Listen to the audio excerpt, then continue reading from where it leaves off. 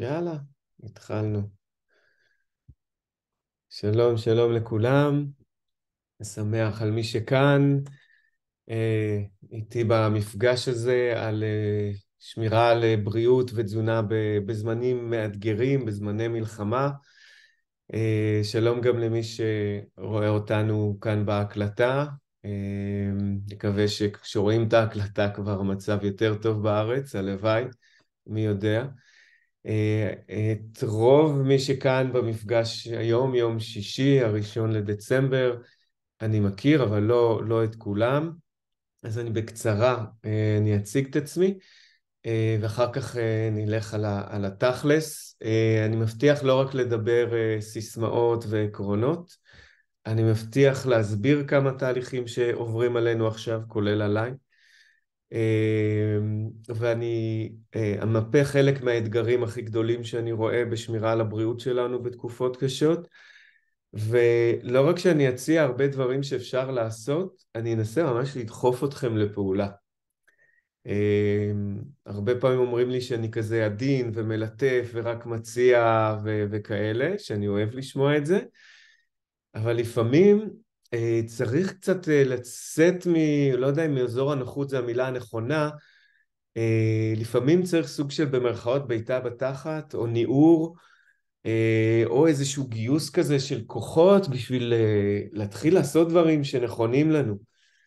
וזה מאוד מאוד רלוונטי לתקופה שבה אנחנו נמצאים, כי המכות או האתגרים הם רבים, ואנחנו, רבים מאיתנו, כולל אני בתקופות מסוימות, איפה אני אספר על עצמי גם, במין סחרור כזה שהולך ויורד, הולך ויורד, ואנחנו פחות ופחות בתשומת לב אלינו, וקשה לצאת. אני קצת מדמה את זה לפעמים כמו בן אדם שהוא באיזשהו ים סוער, והוא צריך לחזור לסירה, לחוף מבטחים, אז הוא צריך קצת לגייס את הכוחות, האינסטינקטים, לעשות ככה כמה תנועות חתירה או whatever, בשביל להגיע לגלגל הצלה או לחוף מבטחים, תרתי משמע. אז במובן מסוים זה מה שאני חושב שעובר עליי במידה מסוימת ועל הרבה אנשים שאני מדבר איתם בתקופה הזאת. אז מעבר להסבר מה קורה לנו עד כמה שאני יכול והזמן מאפשר, אני אנסה מאוד לדחוף אתכם לפעולה ולעשייה, וממש לסיים את המפגש הזה עם דף עם כמה to do list, ממש ככה.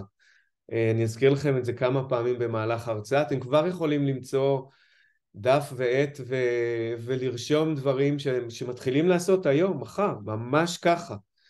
הים סוער, חברים וחברות, הים סוער, אנחנו צריכים לא לשתות מים, לא לאבד את זה, להישאר מעל המים ולהגיע לסירה או למה שיכול להציל אותנו. טוב, אז שמי אופיר, אני משנת 2000 עוסק אך ורק ברפואה טבעית, 2001 סיימתי 4 שנות לימוד שלי בתחום הזה, ומאז אני עוסק רק בקידום בריאות באמצעות הכוחות של הרפואה הטבעית, הנטורופתיה. כל השנים בהתחלה עבדתי לגמרי באסף הרופא, במרפאה לרפואה משלימה, בשנים האחרונות זה בעיקר קשר מרחוק על פרויקטים מחקריים כאלה ואחרים. מאוד גאה במחקר שיזמתי והובלתי על סדנאות להורדת לחץ דם והפחתת תרופות, למדתי המון מהאנשים הכי בריאים בעולם, ואני מוביל קבוצות של טיולים, של חוויה ולמידה, סרדיניה, יפן, ועוד ועוד דברים. אני מרצה בקמפוס ברושים באוניברסיטת תל אביב, בית ספר לרפואה משלימה. זה הפרסום של המחקר 2013 על הורדת לחץ דם והפחתת תרופות, ממש חודש לפני תחילת המלחמה. סיימתי פיילוט ראשון, סדנה שבדקה, בניתי במיוחד לשיפור יכולות קוגניטיביות, לאנשים עם דרדור קוגניטיבי, ירידה קלה או יותר מקלה בזיכרון, בכיוון של עצירת הדרדור ואפילו שיפור המצבים, ואני מקווה שהמחקר הבא, אם תרצה השם, כמו שאני אומר, אם תרצה השם, אם תרצה השמש, שזה יהיה המחקר הבא, סדנה לבריאות המוח שממש עובדת. אני גר ביישוב קטן בגליל, בתובל, כמו שאני עושה הרצאות בזום, יש גם טיפולים בזום. יש לי 2 בנות, ויש לי סוג של 2 ילדים, 2 ספרים שכתבתי. הראשון בתחום בריאות הלב, הקרדיו-וסקולר, ושני על האנשים הכי בריאים בעולם. על מה נדבר היום? קודם כל, מה קורה לנו בתקופות קיצון? אז אנחנו נפגשים עכשיו ביום יום מיוחד, הייתי אומר, אחרי שבוע בעצם של סוג של הפוגה, שהרבה דברים עברו בנו, פתאום חוזרים.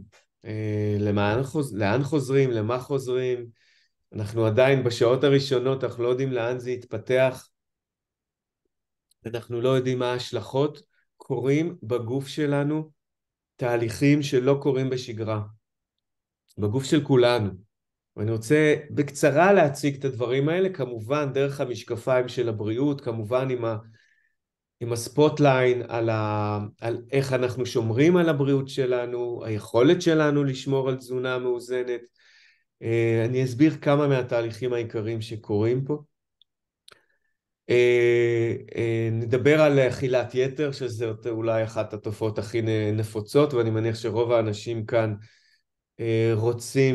מתמודדים ברמה כזו או אחרת עם הבעיה הזאת. אני גם אציין שקף אחד על אכילת חסר או שתיית חסר, זה גם קורה. זה לפעמים יותר רלוונטי לילדים, נערים, אבל גם מבוגרים או מבוגרים מאוד, וחשוב לי גם לדבר על אכילת חסר בתקופות של מצבי קיצון. וכמובן נתחיל למפות פתרונות אפשריים, מה אפשר לעשות, על מה כדאי לחשוב, to do list, take action, מה אפשר לעשות.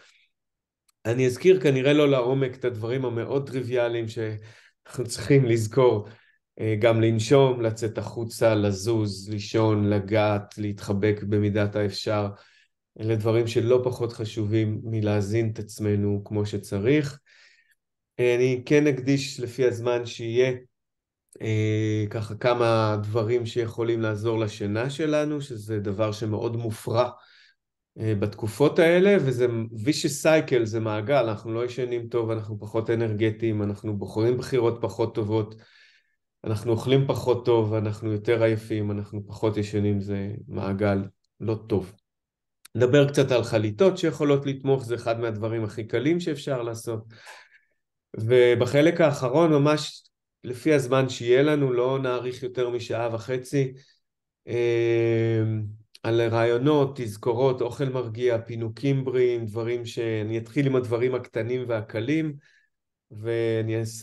אני אעלה לדברים אולי קצת יותר מורכבים או מורכבות בינונית. אז זה מה שנעשה, אני חוזר, אני רואה פשוט עוד אנשים מצטרפים, חוזר על מסר שמאוד מאוד חשוב לי להזכיר כבר מההתחלה. אני רוצה שנסיים את המפגש הזה, שיש לכל אחד דף או נוטס בלפטופ, whatever, עם דברים שאני מתכוון לעשות. כמה דברים שרשמתי לעצמי, שאני מבטיחה לעצמי, שאני נותנת להם הזדמנות עכשיו. לא רק להשתתף במפגש ולנסות להיזכר או ללמוד דברים חדשים. לסיים עם דברים לעשות. ואני אזכיר עוד בהמשך למה זה כל כך חשוב לרשום את הדברים האלה. אז כמו כל הרצאה שאני מעביר, ואני לא מכיר את כל מי ששומע אותי כרגע, up to date מה שנקרא, אני פה לתת ידע, רעיונות, כיווני מחשבה, אולי הלוואי השראה, כוח ותמיכה הלוואי. בסוף כל אחד צריך לקבל את ההחלטות, אם זה תזונתיות בהתאם לרופא, דיאטנית המלווים. אני כן יקליט את ההרצאה הזאת שאפשר לראות אותה דרך האתר שלי בלבד. אני מתכוון גם לשלוח למי שנרשם תקציר, PDF כזה של ההרצאה, אז אם לא קיבלתם אפשר לשלוח אימייל, רק אימייל, בבקשה, לא וואטסאפים, בבקשה, לא וואטסאפ, אימיילים. אם אתם רוצים את התקציר או קישור להקלטה, תשלחו אליי אחר כך. טוב, בואו. הקשרים העיקריים במצבי קיצון. קודם כל אנחנו מוצפים רגשית, ברמה כזו או אחרת. זה ברמה מטורפת. וזה ב-ups and downs, זה בעליות וירידות. רובנו היום במצב הרבה יותר טוב מאשר היינו בשבוע הראשון, אבל זה קופץ, זה עולה. בומים חוזרים, חלילה מישהו שאנחנו מכירים, יש כל מיני טריגרים שיכולים להקפיץ לנו, לא רוצה לתת פה רעיונות או זה, אבל או להפחיד חלילה, אבל יכולים להיות עוד עליות וירידות כמה שאני יכול לחשוב עליהם שיציפו מחדש את העולם הרגשי שלנו ויגעו בנו בנקודות מאוד מאוד רגישות. אז במצבי קיצון, במצבי מלחמה, בעיקר מה לעשות עם מלחמה פסיכולוגית מאוד קשוחה, אנחנו מוצפים, הסדרי העדיפויות שלנו בחיים משתנים, עניין של שגרה, רובנו בהתחלה לא היינו בשגרה, אני יכול להגיד על עצמי שנורא היה לי מאוד קשה לי לשמור על שגרה סבירה, הייתי בחוסר תפקוד של לא זוכר את עצמי הרבה מאוד שנים, בימים הראשונים אני מדבר, זה היכה בנו, היכה בי, אני מדבר על עצמי, זה היכה בי ברמות מאוד מאוד עמוקות של אמונה, של אמונות בסיס, של הביטחון האישי, של עוד כל מיני דברים שאני לא רוצה להכביר פה במילים. זעזוע עמוק במערכת הפעלה שלי, במערכת האמונות הכי בסיסית שלי התערערה. ואני בטוח שזה עבר על כל ישראלי ברמה כזו או אחרת. מכאלה שזה כמעט לא השפיע עליהם, לכאלה שבכלל עדיין לא בתפקוד. אז כולנו איפשהו בספקטרום, בין הכמעט לא השפיע, לא יודע איך זה יכול לא להשפיע, אבל אולי, לבין יציאה מתפקוד. אנחנו איפשהו בספקטרום, אנחנו מוצפים ברמה כזו או אחרת, ואנחנו לא בשגרה מושלמת. כרגע חוזרות ההגבלות בתנועה, בשינה, בהזקות, בבומים, רובנו רואים יותר מסכים ממה שראינו בעבר, וזה כבר זולג לעניין הפיזיולוגי. אם יש לנו הזקה באמצע הלילה או בומים סביבנו, אנחנו לא ישנים טוב. ברגע שאנחנו לא ישנים טוב, אנחנו יותר עייפים. הורמונים משתבשים, יש יותר סיכוי להשמנה ואכילת יתר. הגוף שלנו יוצא מאיזון, זה פיזיולוגי. גם אם האיתנות הרגשית שלנו, הנפשית והרגשית שלנו מאוד חזקה, אבל יש לנו בומים או הזקות, אנחנו יוצאים מאיזון גופני, ואנחנו עלולים להיכנס לווישס סייקל, למעגל הזה שפה מודגם ברמה כזו או אחרת, שאנחנו בלחץ קיצוני, יש איזושהי הזנחה של הבריאות, ברגע שיש איזושהי הזנחה של הבריאות, אנחנו מתחילים להרגיש פיזית ומנטלית פחות טוב, כשאנחנו מרגישים פחות טוב, אנחנו פחות יכולים לשמור על עצמנו, ואז זה כבר מתחיל לפגוע עוד יותר עמוק בגוף שלנו, ממש הורמונים, נוירוטרנסמיטורים, מערכת העצבים שלנו משתבשת, האדרנל, אין סוף תהליכים גופניים משתבשים, וזה דבר שמחמיר דבר. יש הרבה מאוד מדע ורפואה מאחורי זה, אני רוצה לציין פה שני תהליכים סופר דרמטיים שקורים לנו בזמן לחץ, בעיקר אם זה לחץ מתמשך, אבל גם אם זה פיקים, כי אנחנו מדברים על פיקים רבים. אגב, זה גם פיקים של לראות משוחררים שנוגעים ללב, ופתאום אנחנו בוכים out of nowhere. זה פיק של סטרס, אוקיי? המון הורמונים מופרשים, אוקיי? ואז אנחנו שומעים איזה עדות מהשבי, כל מיני דברים שמטלטלים אותנו. מערכת העצבים שלנו יש לה בגדול שתי אופציות של פעולה. מוד פרסימפתטי פה בצד שמאל של הגרף, של רוגע, של שגרה, ומוד סימפתטי של סטרס, אוקיי? וממש אפשר למדוד בגוף מערכת עצבים שעובדת אחרת, וקוראים דברים פיזיולוגיים אחרים שמיועדים להציל אותנו בזמן סטרס. כשאריה מפחיד אותנו, כשיש הזקה, כשיש מלחמה, כשיש עכשיו צריך לפעול. אוקיי? לרוץ, לברוח, לקפול, להיכנס לממד, להיכנס למחסה. אוקיי? לשים ידיים על הראש. דקות. והמערכת הסימפתטית היא יעילה והיא חכמה להציל אותנו מטראומה, מסכנה פיזית עלינו. עכשיו תראו לפחות שני דברים שקורים פה. אחד, הפה שלנו מתייבש. אוקיי? אנחנו לא... הפה שלנו מתייבש, ואז אנחנו הולכים לשתות או לאכול משהו נוזלי או משהו כזה. יש אנשים שמתלוננים על פה יבש ומנסים להכניס כל הזמן משהו לפה, עוד מסטיק ועוד מסטיק. אוכל, שתייה, לא נעים לנו בפה. אוקיי? מערכת העיכול שלנו בקושי עובדת, אנחנו אוכלים וזה מרגיש לנו רע בגוף. שימו לב לדבר הבא, בזמן סטרס אנחנו צריכים את האנרגיה הזמינה שלנו. אנרגיה זמינה זה סוכר. הכבד מייצר בעצם או משחרר ממאגרי הגליקוגן, מאגרי הפחמימות הזמינות שיש בכבד, משחרר סוכר לגוף. זאת אומרת, בזמן סטרס יש לנו פיק של סוכר בדם, אוקיי? והפיק הזה תכף נדבר עליו כי הוא דרמטי, הוא נועד ליפול, אוקיי?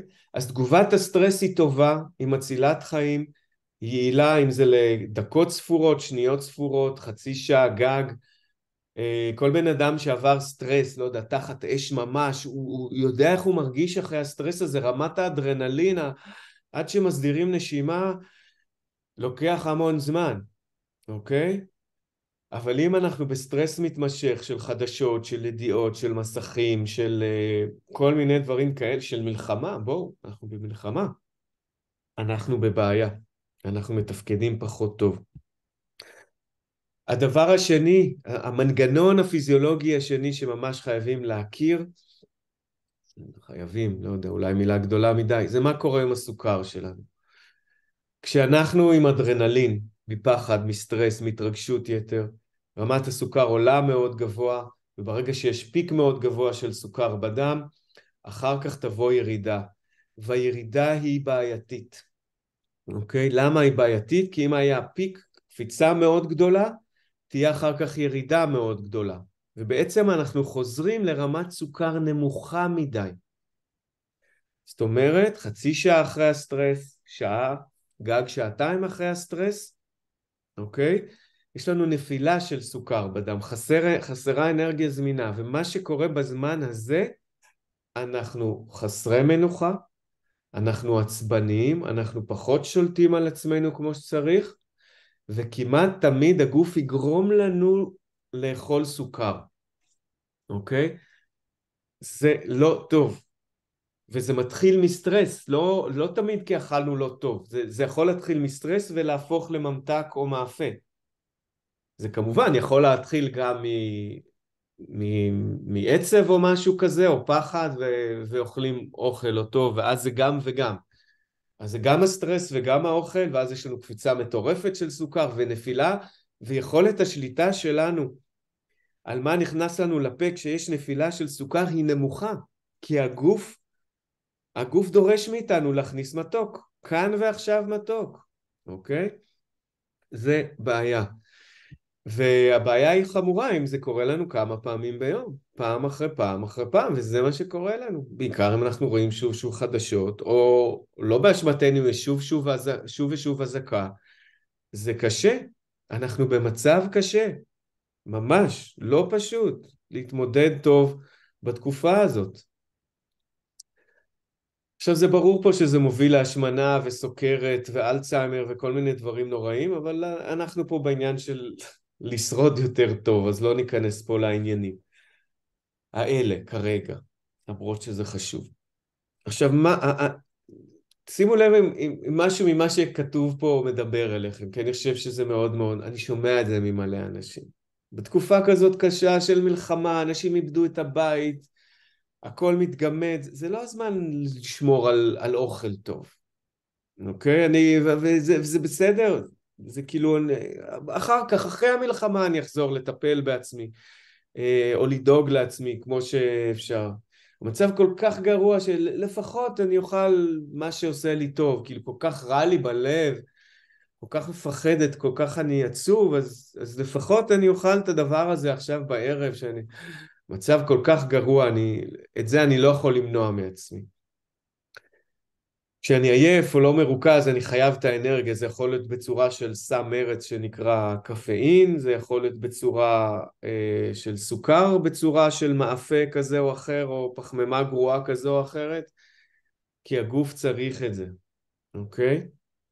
וסדרי העדיפויות שלנו משתנים, וזה בעיה. ואני רוצה להעיר בעין, אולי גם באלף, את דפוסי החשיבה האלה. הם פוגעים בנו. הם מאוד טבעיים, הם מאוד אנושיים, וזה בסדר שנתייחס, זה לא רק בסדר, חשוב שנתייחס בחמלה על עצמנו, אבל יש הבדל בין חמלה להזנחה, אוקיי? שימו לב, יש הבדל בין חמלה עצמית, שזה טוב, לבין שזה נגרר להזנחה. עזבו אתכם באמא שלי, עזבו, עכשיו אוכל לא מעניין אותי, יש דברים יותר גדולים. זה נכון שיש דברים יותר גדולים, אבל בואו לא נזניח את עצמנו, וגם כולנו מבינים שזו תקופה שלא תיגמר כנראה, לצערנו, מחר בבוקר. אוקיי, עכשיו הרבה שואלים את עצמם, ואם לא כדאי לשאול, למה כשקשה, האינסטינקט שלי זה ללכת לאוכל מנחם כזה. אז יש לזה כמה הסברים, מכיוונים שונים. קודם כל זה הישרדותי. כשהתפתחנו בתקופת אדם הקדמון, כדי לשרוד, אדם הקדמון היה צריך לחפש אוכל שמן כי הוא עתיר קלוריות והיה חסר קלוריות, אוכל מתוק כי זה אנרגיה זמינה למוח, אוקיי?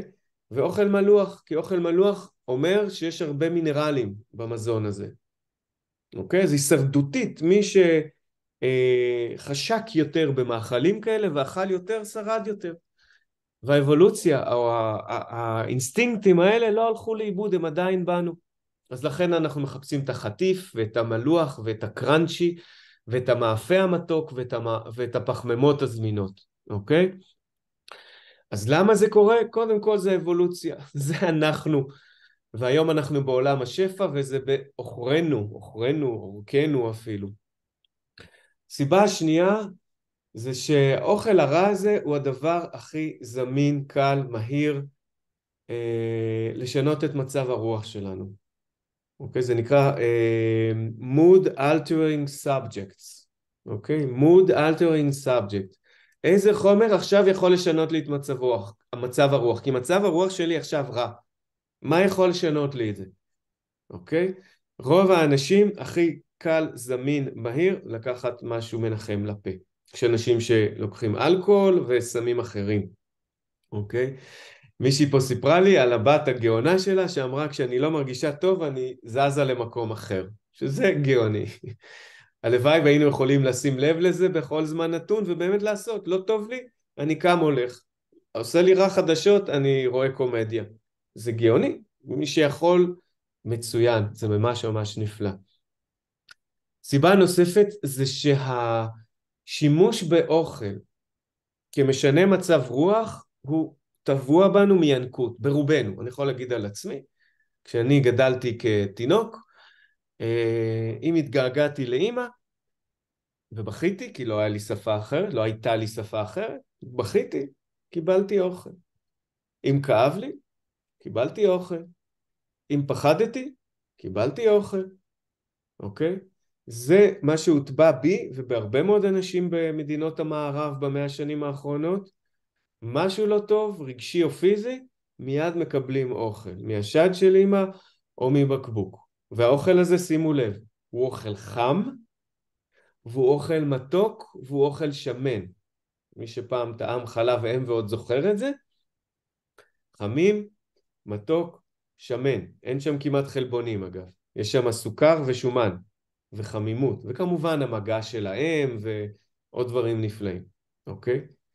ואנחנו רוצים לחזור לזה, כי זה מה שלמדנו על העולם בדקה שנכנסנו אליו בערך. בימים, בשבועות, בחודשים הראשונים. אוקיי? כואב לי, עצוב לי, אני מפחד.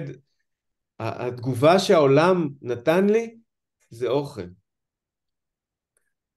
אז זה באמת מנחם בשלב הראשון, אם נאכל איזשהו מעדן חלב אגב, או איזשהו משהו כזה חמים, מתוק או שמן, אבל בזמן הבינוני, שעה, שעתיים אחר כך, יום אחר כך, זה רק פוגע בנו.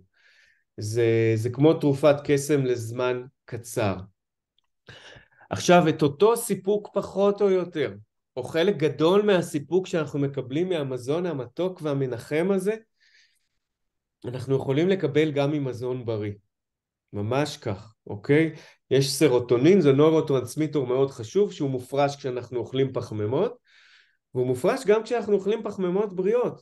לא כל כך מהר, כמו לאכול עכשיו משקה מתוק או מעדן, או שוקולד שמיד מעלה את הסרוטונין, אם נאכל דייסת שיבולת שועל, גם תהיה הפרשת סרוטונין, אולי זה ייקח 10 דקות, אבל זה יימשך לזמן יותר ארוך. זאת אומרת, במקום שוקולד שמרגיע אותנו ל5 דקות, ואחר כך מחמיר את מצבנו, בטטה בתנור, בעיקר עם קינמון, אבל לא חייבים, היא תביא להרגשה הטובה, זה ייקח קצת זמן עד שנרגיש את הטוב הזה, אבל זה יישאר ליותר זמן וזה לא יפגע בנו.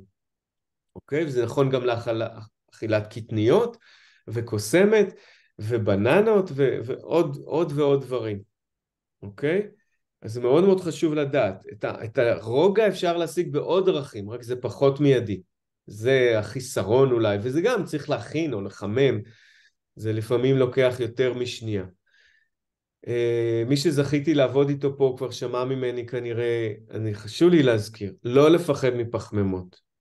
המילה בכלל, פחמימות, לחלק את האוכל לפחמימות, שומנים וחלבונים, זה חלוקה מבלבלת, הרבה יותר מבלבלת מעוזרת. יש מזונות עשירים בפחמימות רעות, כמו שכאן בצד ימין, כל המאפים, ממתקים, כאילו קורנפלקסים האלה, כאילו גרנולות מתועשות, יש גרנולות טובות אבל יש רעות. כל האוכל הממותק ומלא קמחים תכונים, ויש מזון בריא עשיר בפחמימות. אי אפשר לפסול את הפחמימות, שאי אפשר לפסול את כל השומנים או כל החלבונים. יש טובים ויש רעים. אז עזבו את החלוקה הדיכוטומית הזאת לפחמימות, שומנים וכולי, בטח בתקופה הזאת. אוקיי.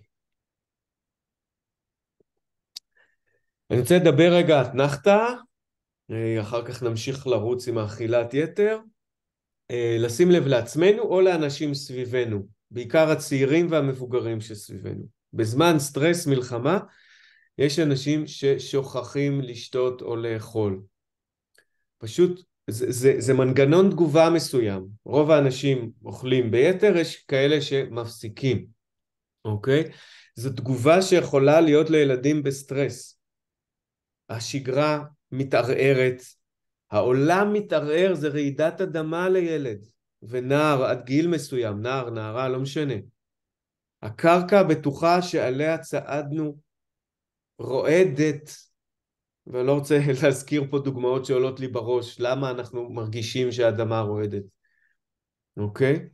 כי קרו פה דברים נוראים, אוקיי? וסדר העולם השתנה. רוב האנשים לא יודעים מה זה מלחמה של חודשים, אוקיי? והשגרה משתנה, ופתאום אנשים עם נשק סביבי, ופתאום יש אזעקות ובומים, מה זה הדבר הזה? אוקיי? וצריך לראות את זה אצל ילדים, אצל כל האנשים, אבל שוב, ילדים וגם אנשים מבוגרים שבכלל יש נטייה שם לחוסר תיאבון, בגלל תרופות, בגלל מערכת העיכול, בכלל מלא סיבות. ותוסיפו על זה מלחמה ודאגה ופחד, ומה נהיה עם המדינה שבנינו, וזה יכול ללכת להצטמצמות, להסתגרות. אנשים מבוגרים פחות רואים אחד את השני. זה נורא, לא רואים אחד את השני, לא מדברים. ויש הסתגרות, הקטנה, צמצום, פחות, למי יש כוח לקום לבשל אוכל, לסגור את הפינה עם איזה קרקר, וזהו, לא אוכלים שום דבר, בכלל כמות קטנה או לא אוכל מזין.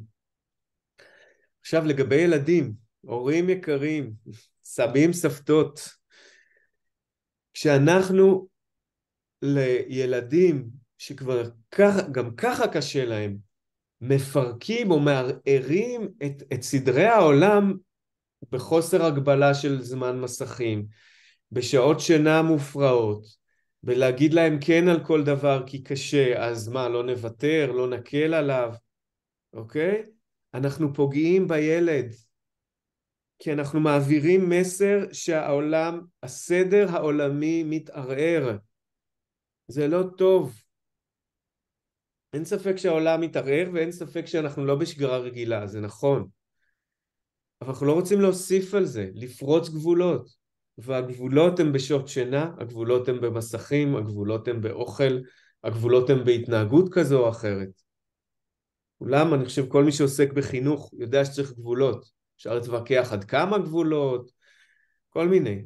אני משוכנע שעוד יותר בתקופות קשות, הגבולות צריכים להיות ברורים. אני לא אומר שהם צריכים להיות קשוחים, הם צריכים להיות אבל ברורים.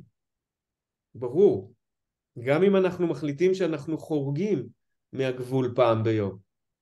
אוקיי? אבל זה צריך להיות באיזושהי מסגרת. אחרת אנחנו מעבירים לעצמנו או סובבנו מסר שאין גבולות, אין סדר. וזה מכניס את הגוף לעוד יותר בעיה. אני מציץ רגע אם יש שאלות בצ'אט. אוקיי, עוד לא. אוקיי.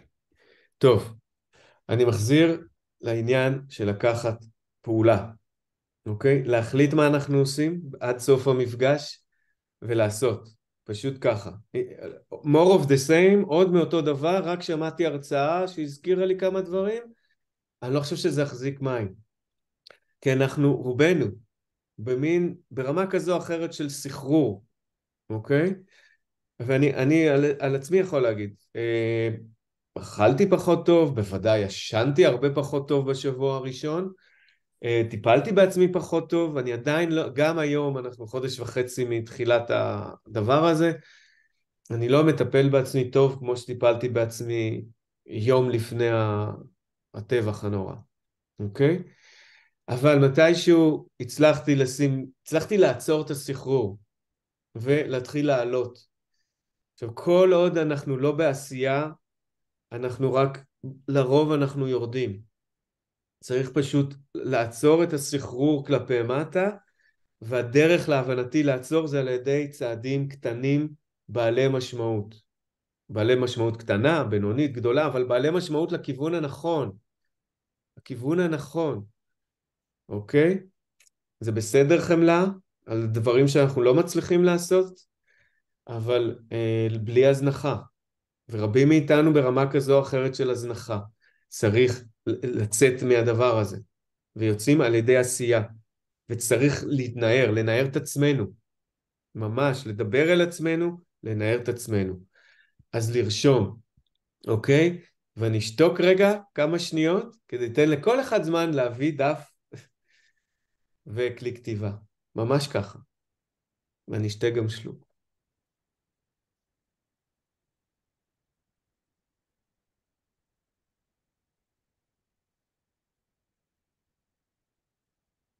יופי. אז נשארו לנו עוד איזה 50 דקות, אני אנסה לתת לא מעט עצות, מחשבות, קצת הסברים, אבל כמה שיותר דברים שאפשר לעשות. תרשמו מה שנראה לכם מגיוני עבורכם, ובעיקר מה אתם יכולים לעשות. אל תחשבו כרגע על מה אני עושה היום, מה אני יכול לעשות היום, כי יכול להיות שתרשמו משהו שנשמע לכם רלוונטי, אבל רק עוד שבוע-שבועיים תוכלו לעשות אותו. בסדר? אני כן אציע לכם בסוף הפגישה להגדיר יעדים יומיים ויעדים שבועיים, ולרשום את זה, לרשום. באקט הרשימה יש כוח. מי שרושם יש יותר סיכוי שהוא יעשה. ככה אנחנו עובדים. הומו ספיאנס, לך תבין. אנחנו רושמים, יש יותר סיכוי שנעשה.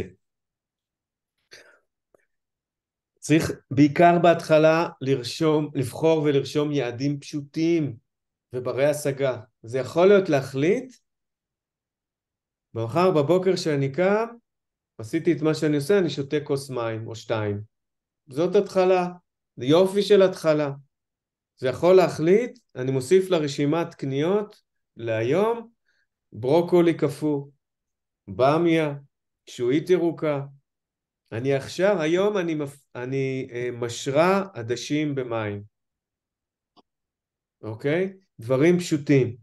אני מחר יוצאת לסיבוב נוסף עם הכלב, או ראשון עם הכלב. דברים פשוטים, קלים, ברי השגה. אוקיי? אנחנו צריכים להתחיל לנוע לכיוון אחר. לכיוון של הצלחות. הצלחות קטנות ברי השגה. יש לזה משמעות, לכל דבר קטן יש משמעות. אוקיי? אם אנחנו כאן במפגש, זה אומר שאנחנו לא במצב אידיאלי. אגב, גם אני לא במצב אידיאלי. אבל כל דבר קטן לכיוון הנכון יקדם אותנו. עכשיו מה שאני מציע לכם לשים לב, מה קורה אם אנחנו מחליפים את המושג יעד במתנה, אוקיי? ואנחנו מגדירים לעצמנו מתנה יומית או מתנות יומיות. מתנות שבועיות שאני רוצה לעשות, להיות פעם אחת בחדר כושר או בבריכה. לנסות פעם אחת תרגיל דמיון מודרך שכבר חודש וחצי לא הייתי מסוגל בכלל לחשוב על דמיון מודרך או יוגה. השבוע המתנה שלי, שאני רוצה להשיג אותה, זה לעשות תרגיל יוגה אחד, עם עצמי, עם מורה, עם מורה, whatever. דבר, מתנה, זה מתנות. זה מתנות לעצמנו, לגוף ולנפש ולרגש.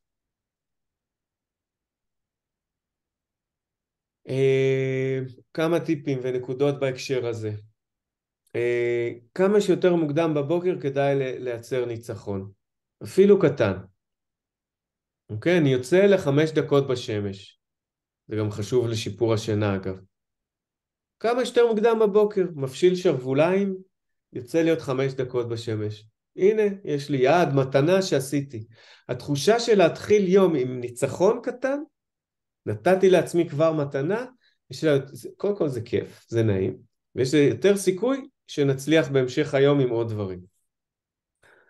עוד דבר שיעלה את הסיכוי להצליח זה לשתף את רשימת המתנות היומית או השבועית עם אדם אוהב ואמפתי. חייב להיות אדם אוהב ואמפתי, אוקיי? כי בן אדם שאנחנו חווים ממנו ביקורתיות או שיפוטיות זה יכול רק להחמיר. עכשיו זה לא חייב להיות בן או בת הזוג שלנו, בואו, זה לא הכל מושלם, גם בזוגיות או גם במשפחה הקרובה. זה יכול להיות חבר, חברה הקרובה, הורה, ילד, כאילו אחד מהילדים הבוגרים שלנו, שכן, שכנה, לא משנה, מישהו שאנחנו מצהירים מולו. תראה, שמעתי הרצאה או החלטתי לעצמי להיום, למחר, לשבוע הקרוב, הנה המתנות שאני רוצה, רציתי לשתף אותך. חייב להיות מישהו שאנחנו בטוחים שהוא אוהב אותנו, או אני אגדיר את זה ככה, בטוח שהוא רוצה בטובתנו, והוא אמפתי. אנחנו לא חווים מהאדם הזה שיפוטיות וביקורתיות. צריך לבחור נכון. עכשיו אני רוצה להזכיר בהקשר הזה את הכיוון של החמלה העצמית. אי אפשר לא להצליח כשיש לנו רשימה כזאת. אנחנו יכולים להצליח יותר או להצליח פחות. להרוויח יותר או להרוויח פחות. זה win-win situation. אוקיי? אין פה לוז. אין פה מה להפסיד. רק תעשו את זה. נערו את עצמכם, תרשמו, תהיו יעילים. הרבה פעמים אנחנו צריכים, אפשר לקרוא לרשימה הזאת, או הרשימות האלה, זה סוג של קביים, אין מה לעשות.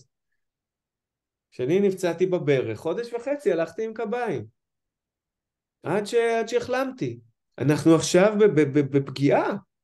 אנחנו זקוקים לקביים, ואם נקרא לרשימה הזאת קביים, יופי, זה אחלה קביים, אנחנו זקוקים לדבר הזה.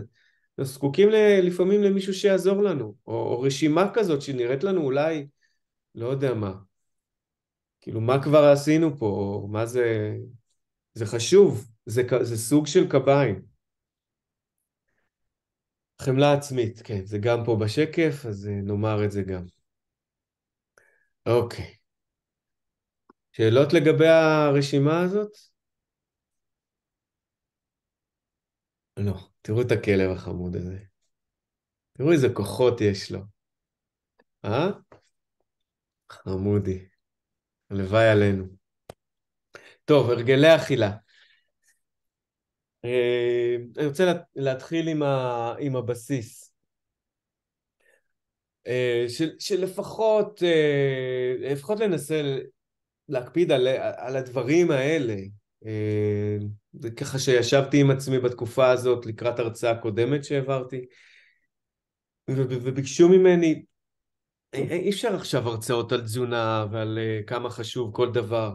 צריך למקד. אז הבסיס שאני מציע לכם לנסות לקחת זה להחליט שלפחות פעם ביום יש ארוחה אחת חמה ומזינה, דגנים, קטניות, ירקות, פטריות, כאלה דברים, אבוקדו, כמה שיותר ירקות.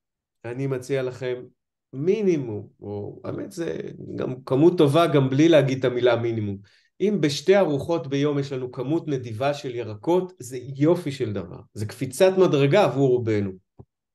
אני עוד פעם אומר, שתי ארוחות ביום, כמות נדיבה של ירקות. לא מלפפון ועגבניה אחת. או סלט גדול, תבשיל ירקות מבושלים, מעודים, מוקפצים, אנטיפסטים, מרק עשיר בירקות, במיה, תבשיל במיה, כרוב, כרובית, לבבות ארטישוק, משהו דומיננטי, אוקיי? לא איזה סלט סייד דיש כזה, זה צריך להיות חלק משמעותי של הארוחה. אגב, באופן אידיאלי זה חצי ממה שאני רואה על הצלחת הוא ירקות, אבל זה בכיוון של האידיאל. המלצה השלישית זה כמות מבוקרת, הדגש פה על המילה מבוקרת של סוכרים פשוטים, ג'אנק, חטיפים וכו'. זאת אומרת, הדגש פה על מבוקר, זאת אומרת, זה לא יכול להיות בלי בקרה, לדעתי, המלצתי. שכל רגע שאני יכול אני דוחף יד לחטיף. זה לא הגיוני, שהממתקים הם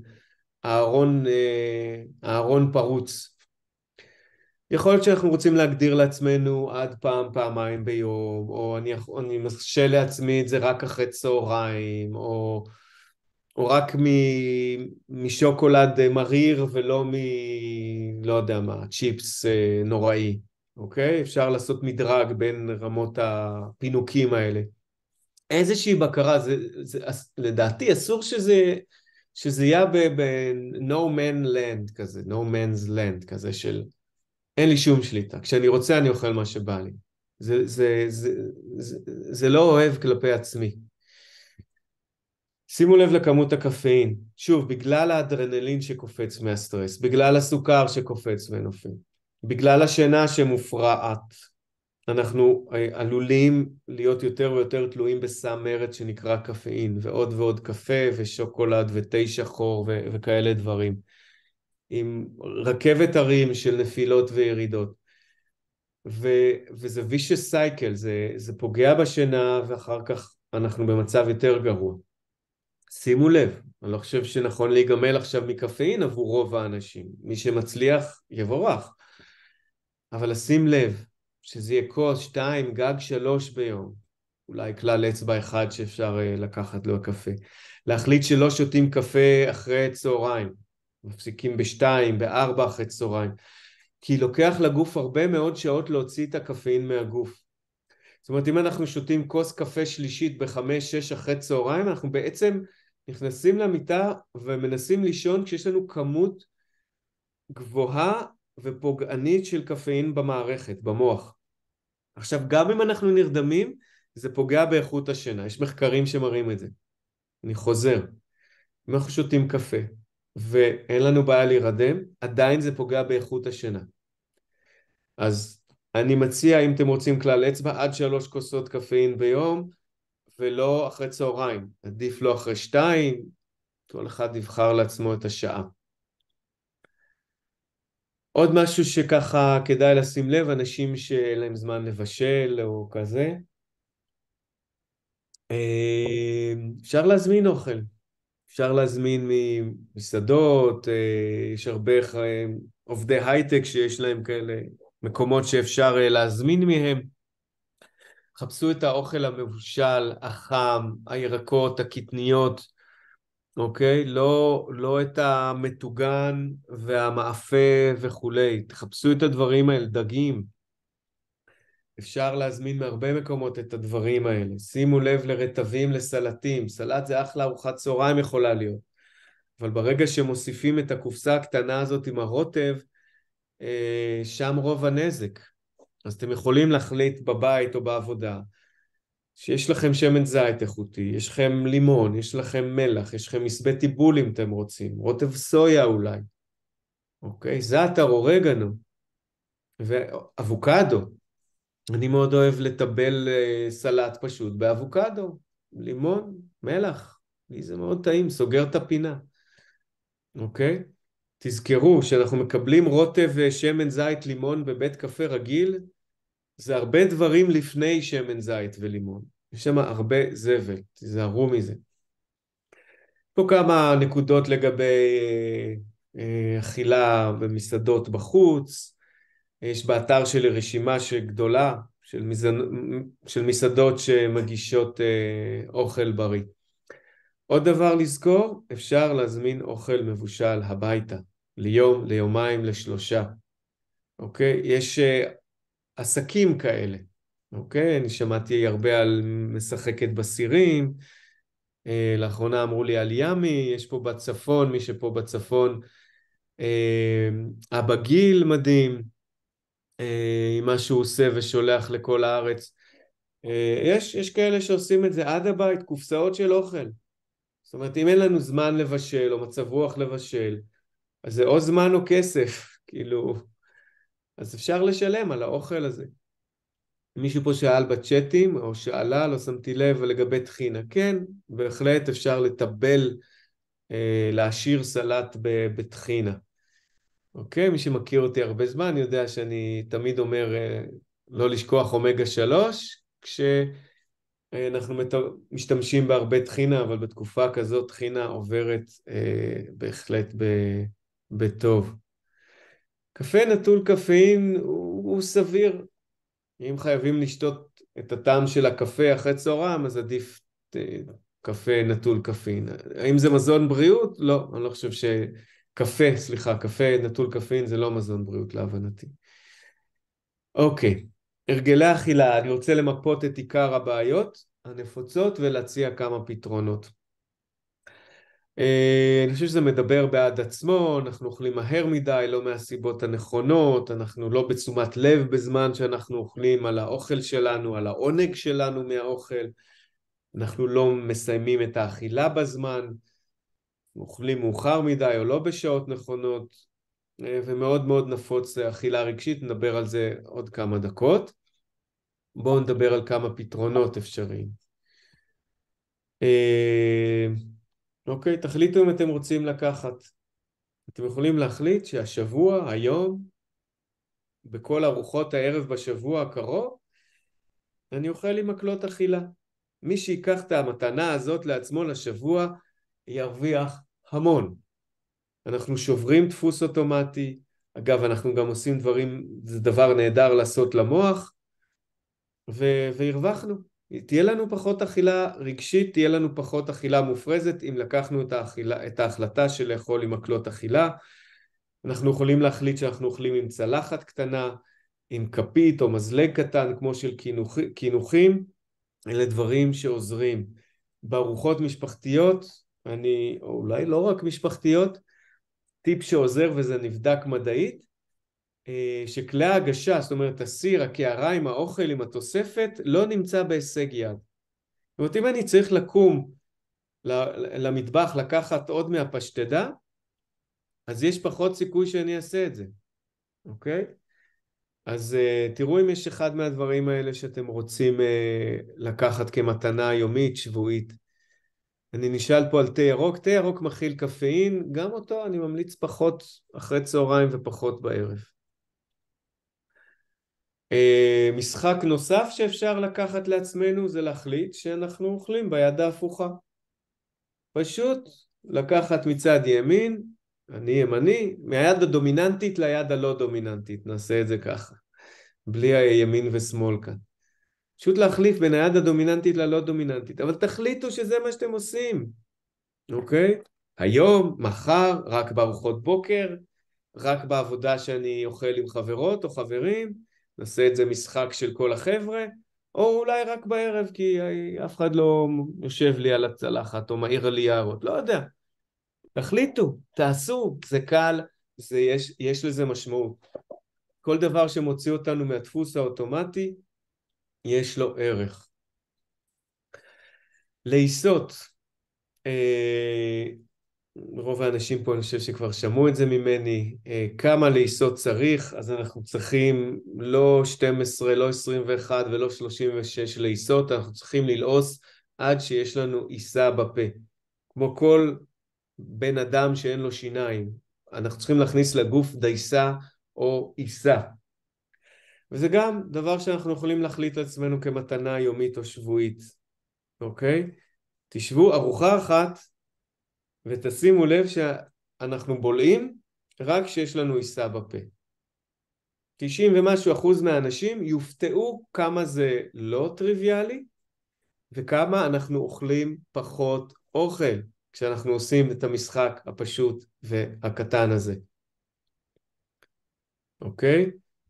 זאת המלצה בפני עצמה. המלצה אחרת, זה לשים לב איך אנחנו מסיימים את האכילה. וניתן רגע לכל אחד לחשוב איך באמת דוגרי עם עצמנו. באיזה מצב אני מסיים אכילה בדרך כלל? כשאני כמעט שבע, שבע, מלא או מפוצץ. מה קורה בדרך כלל? אני יודע שיש הבדל בין אמצע שבוע לסוף שבוע, ארוחה יותר משפחתית או פחות. מה בדרך כלל? שמי שעוד לא הבין, הזמן הנכון להפסיק אכילה זה כשאני שבע, הזמן המצוין להפסיק אכילה זה שאני כמעט שבע. כי אם אני עושה הפסקה אפילו של 3 דקות, 5 דקות כשאני כמעט שבע, מה שקורה זה ש5 דקות אחר כך הגוף שלי עובר לשבע. וחסכתי 10-20% מהקלוריות המיותרות. עכשיו, אז שוב, יכולה להיות מתנה יומית. הרה צ'יבו, רבים מכם שמעתם ממני את הברכה היפנית לפני ארוחה, במקום בתיאבון להגיד לעצמנו הרה צ'יבו, בלב, בקול רם, לאהובנו, למי שיושב איתנו לאכול, פשוט להחליט, אני בסוף שבוע הזה אומרת הרה צ'יבו לפני כל דבר שנכנס לי לפה. החלטה פשוטה, ברת השגה, למה לא? זה עושה שינוי, עצם ההכרזה הזאת. דבר נוסף שאפשר לשים אליו לב, זה מתי מסיימים אכילה. אוקיי? קודם כל הגוף שלנו לא צריך פיזיולוגית אוכל אחרי ארוחת ערב, לא צריך. כל אכילה אחר כך היא אכילה מנחמת, מפנקת, או מהיסח הדעת, היא לא בריאה בשום אופן, אין בה שום צורך. יש לנו תחושה של רעב, שתו כוס מים, זה יעבור. לא עובר, שתו כוס תה חמה. זה עובר. ככלל בסיס, לנסות לפחות, הייתי אומר, שעתיים, צום לפני השינה, לפני עצימת עיניים, עדיף 4 שעות. אוקיי? ויש כאלה שהולכים עוד צעד קדימה ומחליטים לאכול רק באור יום. בחורף זה יותר מאתגר. אבל יכול להיות שאבולוציונית זה הדבר הנכון. אוקיי, אז יש אנשים שעושים 16-8 ונורית כתבה פה בצ'אט וזה נהדר. סיכום קצר של כמה דברים של בעיות הנפוצות והפתרונות. לשים לב לסימני הרעב האמיתיים ולהתחיל לאכול כשאני רעב באמת. לשים לב, זאת אומרת לאכול בתשומת לב, ללעוס כמו שצריך. לשים לב לגודל סוג הכלי האכילה, אפילו לשחק עם כלי האכילה, עם כל מיני דברים יצירתיים. אגב, יש איזה כמה מחקרים קטנים שמראים שאם נאכל בכלי אוכל בצבע כחול, אנחנו נאכל פחות, וכתבתי על זה איזה פוסט באתר. אפשר לעשות כל מיני שינויים, העיקר זה לצאת מחוסר המודעות, ויש עוד הרבה זה בתחום הזה. נדבר עכשיו, נזכיר כמה דברים, או נדבר, אולי אחדש לכם כמה דברים, אולי הלוואי על הקשר שבין רגשות לאוכל. אז קודם כל, כמו שאמרתי בהתחלה, זה מתחיל מינקות. בתור תינוקות, אנחנו לומדים מעולם של האנשים הגדולים, שכל פעם שלא טוב לי, ואני בוכה, כי אין לי שפה אחרת, המענה שאני מקבל מהאנשים הגדולים ששומרים עליי, זה אוכל. וזה המענה האינסטינקטיבי. אחר כך אנחנו גדלים קצת, גיל 2, 3, אוכל הופך להיות פרס, יום הולדת, בוא נפנק אותך, היה לך יום קשה. אז זה פרס, בעבר היה אפילו עונש, יותר נפוץ, היום אני חושב שזה פחות שכיח בישראל או בעולם המערבי, כאילו לא התנהגת יפה אז לא תוכל תקבל כינוח, אבל אולי אנחנו כן גדלנו כך. ואחר כך החגיגות שלנו בחיים קשורות לאוכל ועם אוכל רע. אז לכן הקשר בין רגש לאוכל הוא כל כך נפוץ.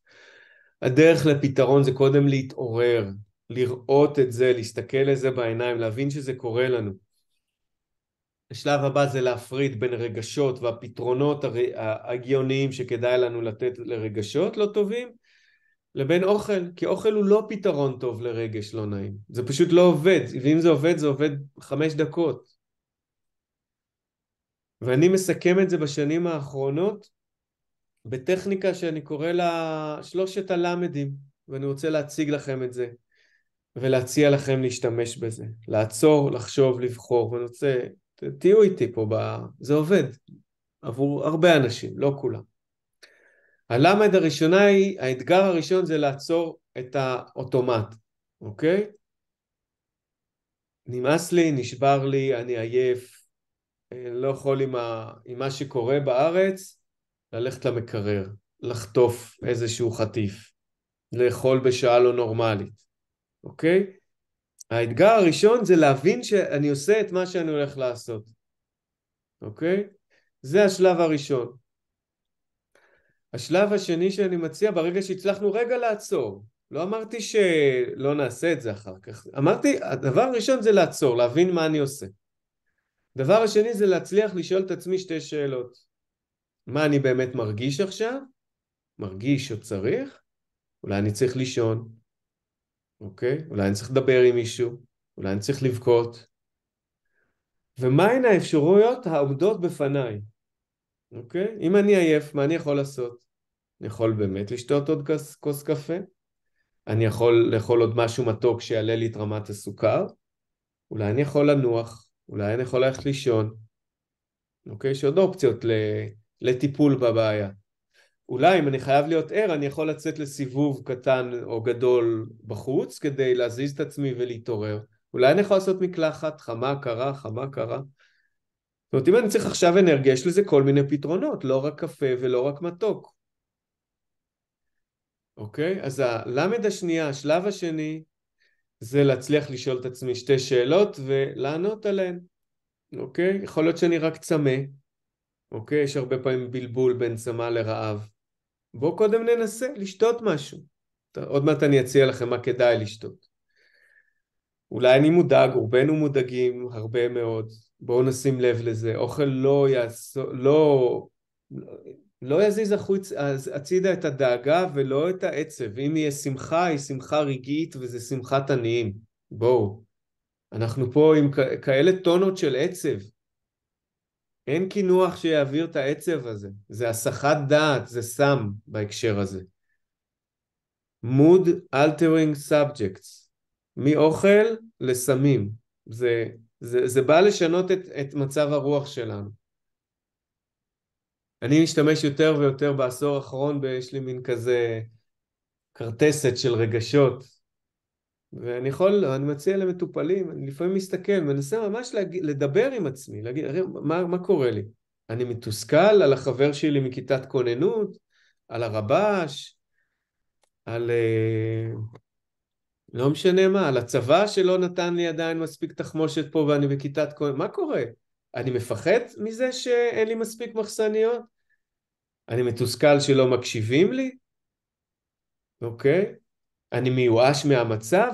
מה מציף אותי כרגע?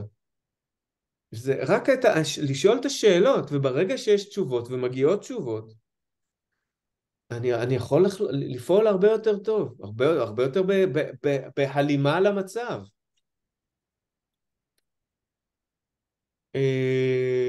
אוקיי? וכמובן שאם אנחנו מבינים שאנחנו לא רעבים, יש פה רגש או משהו אחר, אפשר למצוא פתרון שהוא לא תזונתי. עכשיו כנראה כשאנחנו קמים ב-10 בערב אחרי שלא יודע מה קרה בחדשות, אז ברוקולי כנראה לא יספק אותנו, ולא תמיד נצליח לעצור את הדבר הזה. אבל בואו ננסה לבחור הכי טוב שאנחנו יכולים באותו זמן, והמשפט שאתם רואים פה מול העיניים, אני מציע לכם לצלם אותו, לשמור אותו, לשנן אותו. זה משפט גאוני להבנתי. אנחנו מדברים על הלמד השלישית, על השלב האחרון בטכניקה שאני מציע לכם להפריד עד כמה שניתן אכילה רגשית, רגש מאוכל להפריד, ולבחור את הכי טוב שאני יכול כעת, בהתאם למודעות, כוחות, תמיכה, זמן, משאבים, מוטיבציה שיש ברשותי כעת. יש במשפט הזה כמה דברים גאוניים. קודם כל הוא מזכיר לי, שאני אומר אותו לעצמי, ואני אומר אותו לעצמי, הכי טוב שאני יכול כעת. אוקיי? אתמול בשמירה אכלתי קבוקי. לא הייתי בטוב. הטרידו אותי כל מיני דברים. אמרתי לעצמי, זה הכי טוב שאני יכול כעת. צריך את הקרנצ'יות הזה. שנים לא עשיתי את הדבר הזה. וזה בהתאם למה שיש, הכוחות שיש לי, המשאבים שיש בי כרגע. אוקיי? אם באותה שמירה שהטרידו אותי כל מיני דברים, היו באים אליי עם קערת מרק מיסו חמה, לא הייתי צריך קבוקים. או קייל מהתנור, לא הייתי צריך. אבל באותו רגע, עם מה שהיה ברשותי, וכוחות הנפש שהיו לא במיטבם, זה מה שעשיתי. אבל זה הכי טוב שיכולתי לעשות באותו רגע. היום אני יכול יותר טוב. זה לא חזר על עצמו הפדיחה הזאת אגב. אבל זו דוגמה אמיתית מהשבוע. אנחנו לפעמים לא בוחרים טוב, אבל אם אנחנו עושים את זה בעירות, ועם משפט שמעביר לי כל כך הרבה חמלה וכוח, וזה גם נותן לי כוח להמשך, כי כרגע לא היה לי את הכוחות, או באותה סיטואציה, אבל אחר כך כן. אוקיי? אז אלה שלושת הלמדים. אולי תצלמו את זה, אולי לא. לעצור את ההרגל, את האינסטינקט, את הדפוס, לחשוב מה באמת קורה לי, מה אני באמת מרגיש, מה האפשרויות שעומדות בפניי, ולבחור את הכי טוב שאני יכול כרגע. That's it. הכי טוב. וזה טוב. וכל בחירה היא תהיה טובה. אני רוצה עוד להדגיש, אם לא הדגשתי מספיק. אם עברתי את שלושת השלבים ואני בוחר גרוע, עדיין עשיתי צעד אדיר קדימה. כי זה עבר במנגנוני המודעות שלי. במקום דפוס אוטומטי, טייס אוטומטי עיוור שפוגע בי, עשיתי צעד לכיוון המודעות שלי. וכנראה פעם הבאה שזה יקרה, יש יותר סיכוי שאני אצליח. הלאה. בואו נראה אם אין שאלות פה. לא. אוקיי.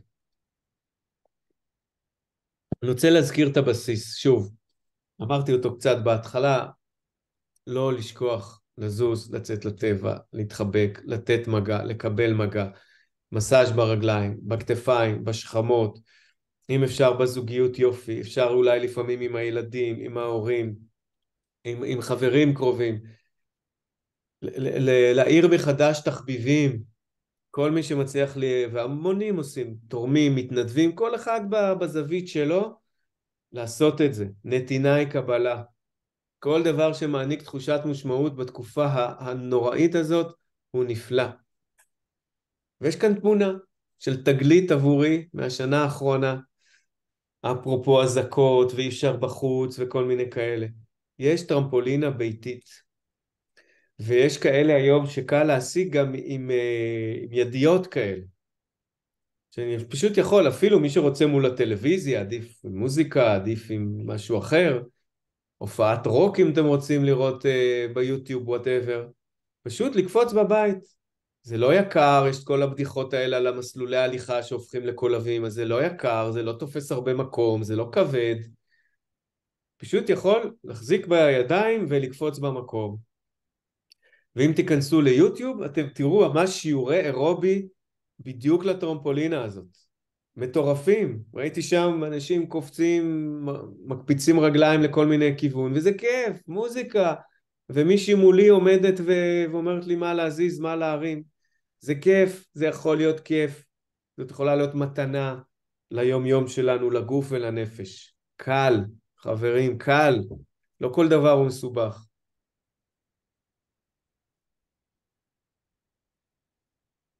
בואו נשים רגע יד על בית החזה ויד על הבטן. יד על בית החזה ויד על הבטן. נשים לב מה זז יותר. האם שתי ידיים זזות? האם רק יד אחת זזה? ומה שרובכם יודעים וכרגע נזכרים, שבאופן נכון, כשאנחנו שמים שתי ידיים, רק היד שעל הבטן אמורה לזוז. היד שעל החזה אמורה לא לזוז. אוקיי? זה נקרא נשימת בטן, שרק הבטן זזה.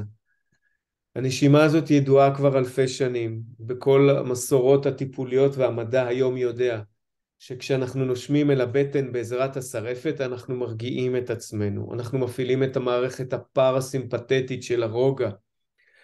כשאנחנו נושמים אל החזה, אנחנו משדרים לגוף ומפעילים בגוף תהליכים של סטרס. משמרים אותם, מאדירים אותם, משמרים אותם. זה לא טוב. עכשיו, אתם יכולים ללכת מבחינתי all the way, ולקחת את המרשם הזה שלי, של 1, 2, 3. חודש אחד, פעמיים ביום, 3 דקות לתרגל נשימות בטן, וזה שלכם. אני עשיתי את התרגיל הזה בתחילת שנות ה-2000, עדיין היום, כשאני לא יוצא משיווי המשקל שלי, או כשאני לא רץ, אני נושם אוטומטית לבטן. למה? כי תרגלתי לפני בערך 20 שנה את הדבר הזה. זהו, זה שלי, זה פריסט, ככה אנחנו נולדים, ככה אנחנו באים לעולם. זה הטבע שלנו, אנחנו רק צריכים להזכיר לעצמנו את הדבר הזה.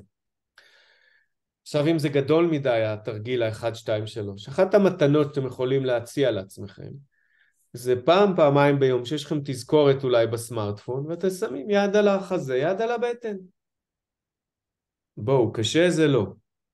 תזכורת אחת ביום, מתי שאתם יודעים שאתם צריכים את זה כנראה, ואתם שמים יד על החזה ויד על הבטן, בודקים איפה, לאן אני נושם, ומנסים לנשום יותר לבטן ופחות לחזה. זאת הטכניקת נשימה הכי קלה, ישימה, נגישה שאני מכיר. יש עוד הרבה טכניקות נפלאות לנשימה. הלאה. היה כלב קודם, צריך איזה איזון עם הטלטולה. בואו נדבר על שינה.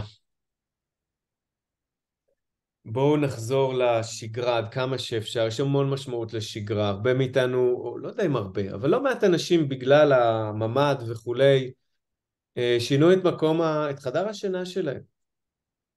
לשים לב האם זה הכרחי. ואם זה הכרחי, להשקיע בחדר השינה החדש שלנו. לעשות אותו נוח, נעים, חשוך, שקט. בלי ריחות וכאלה עד כמה שאפשר. רגע, אני רואה שבטעות אנשים פתחו פה מיקרופונים. בואו נראה אם אני מוצא, איך אני עושה את זה שוב.